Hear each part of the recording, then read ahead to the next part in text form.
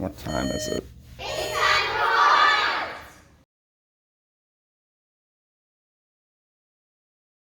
Okay, since this is your first day of art this year, I'm going to read brand new pencils, brand new books, written and illustrated by a lady named Diane DeGroat.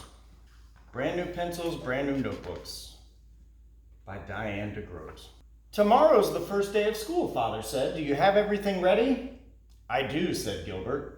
I do too, said Lola. I'm going to school with Gilbert. Gilbert frowned. No, Lola, he said. I'm going to big kid school. You're going to preschool. At bedtime, Gilbert checked his new backpack. Inside were his brand new pencils and his brand new notebooks. He was excited about being in first grade. Lola had a new backpack too. Inside was her stuffed rabbit. Lola wasn't excited. Gilbert said, Preschool is fun, Lola. Mrs. Duck is nice. Lola sighed. I'll go, she said, but I won't like it. The next morning, Gilbert walked to school with Patty and her mother. I hope Mrs. Bird is nice, Patty said. Gilbert stopped walking and said, Uh-oh, what if she's not? Patty pulled his arm. Then we better walk fast. If we're late, maybe she'll send us to the principal. He looks mean, Gilbert said. Let's walk very, very fast. When they got to school, Patty's mother introduced them. The very tall teacher bent down. Hello, Patty. Hello, Gilbert, she said, smiling. Please leave your things in your cubbies, then go sit on the carpet. Patty hugged her mother goodbye. Gilbert wished that his mother was there to hug too. Gilbert found a cubbyhole with his name and his photograph on it. He looked at the photographs on the other cubbies. He didn't know anyone except Patty. Patty sat down next to a girl named Margaret, and Gilbert sat next to Patty. Patty talked and laughed with Margaret until Mrs. Bird turned the lights off and on. Their kindergarten teacher never turned the lights off and on. Everyone suddenly grew quiet. Good morning and welcome to first grade, Mrs. Bird said. A boy named Philip held up a big fat book and said, I know how to read.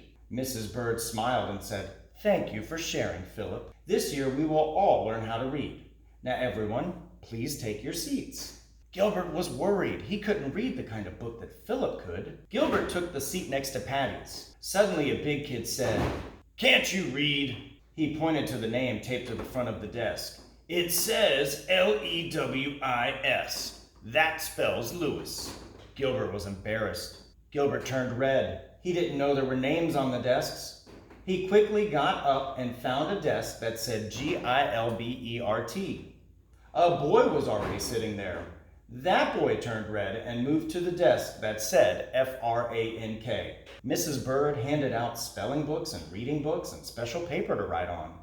Gilbert could see that first grade was going to be hard. At snack time, Lewis shouted, Oh boy, chocolate cookies! Miss Bird turned to him and said, We don't shout in class, Lewis. That's a rule in first grade.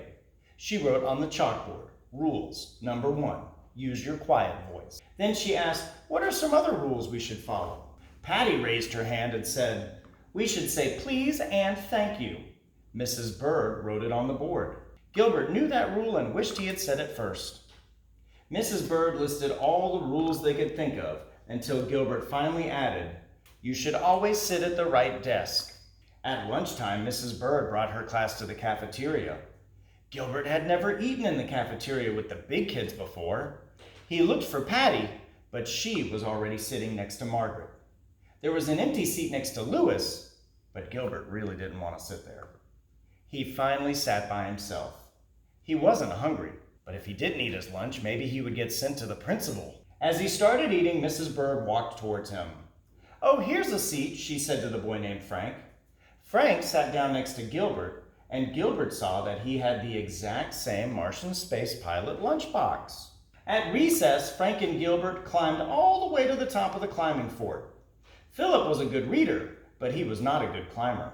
When he tried to go up the ladder, he kept tripping on his big feet. After recess, they painted pictures to go into the rule book.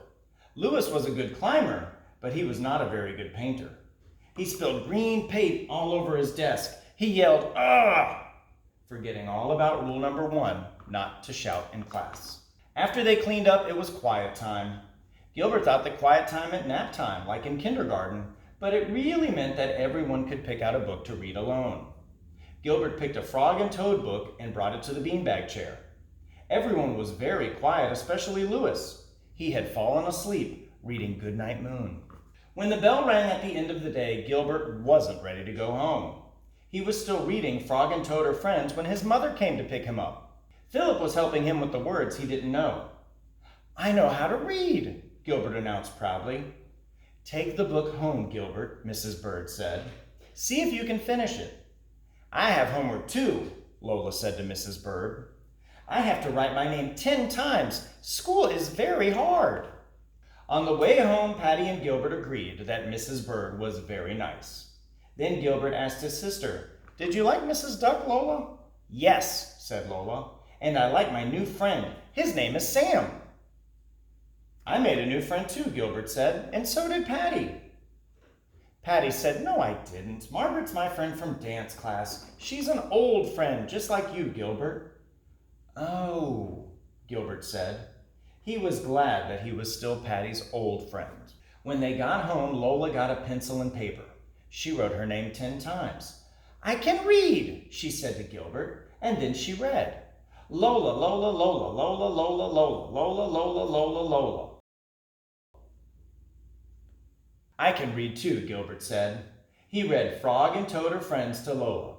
He guessed at the words that he didn't know, but Lola said he was a good reader, just like Mrs. Duck. After dinner, they went out for ice cream to celebrate the first day of school. When they walked into the ice cream shop, Gilbert said, "Look, there's my friend Frank." Lola said, "There's my friend Sam." Father said, "And there's Mr. Pug, the principal." Lola and Sam ate strawberry ice cream and Gilbert and Frank ate chocolate. Mr. Pug had pistachio ice cream with sprinkles on top.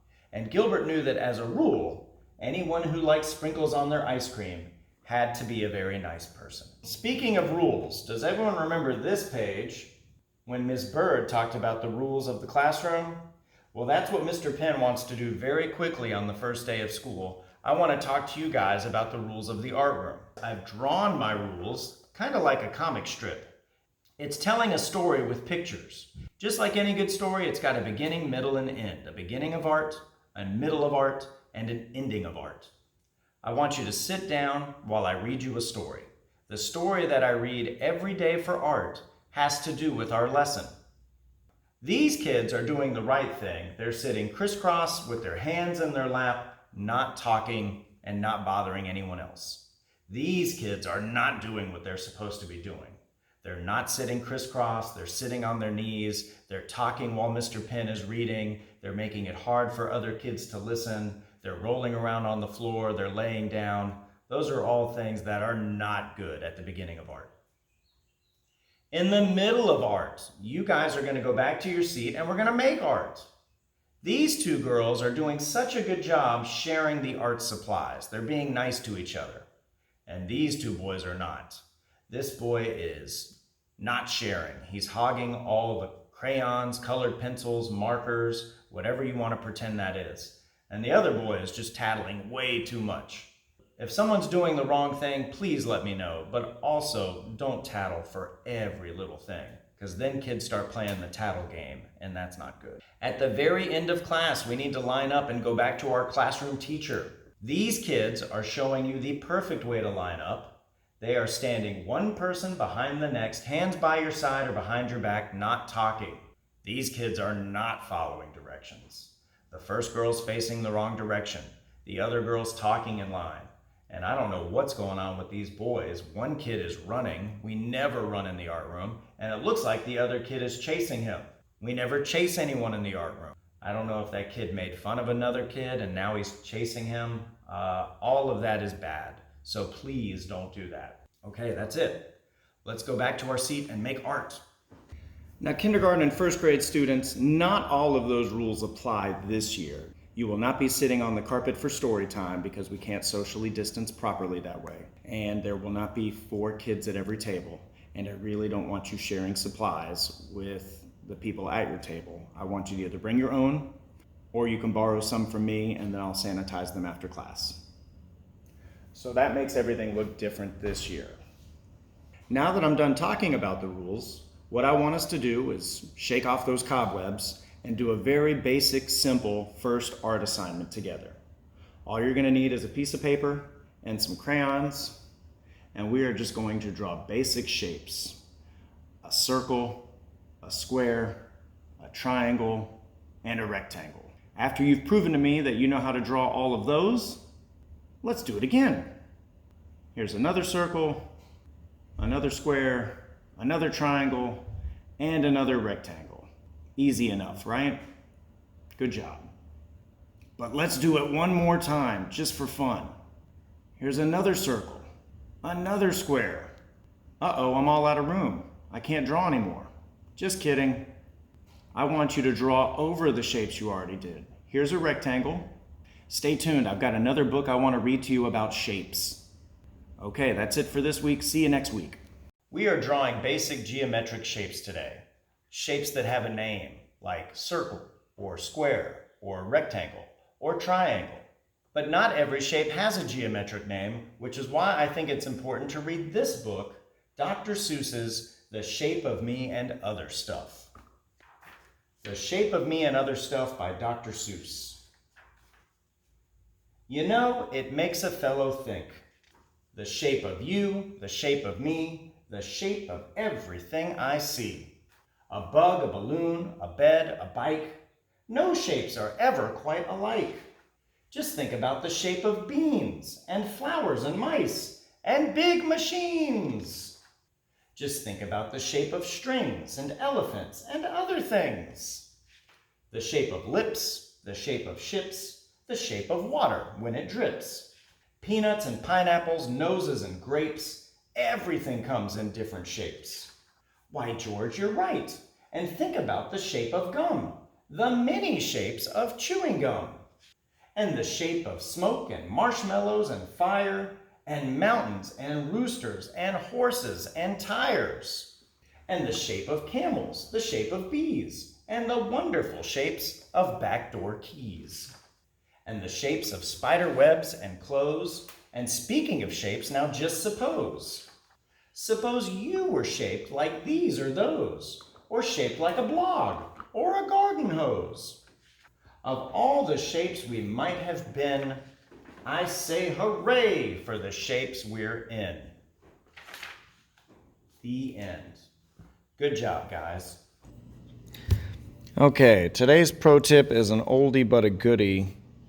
What you see here is what I hope will eventually be the designs for the 2021 mural. What I'm working on is the light blue lines where I'm just kind of building up the shapes to figure out exactly how these characters will look. Like I'm giving this guy big old floppy rounded cartoon shoes, and I'll give this guy pointier looking leprechaun shoes. I'm doing this in the blue line so I can go back and add better details with a pencil and then finalize it up with my ink pen. So that's it for pro tips. Bonus points! You don't necessarily have to email me or write this down, but if you see me, just tell me, how many sides does a square have? How many sides does a rectangle have? How many sides does a triangle have? And how many sides does a circle have? See you next time.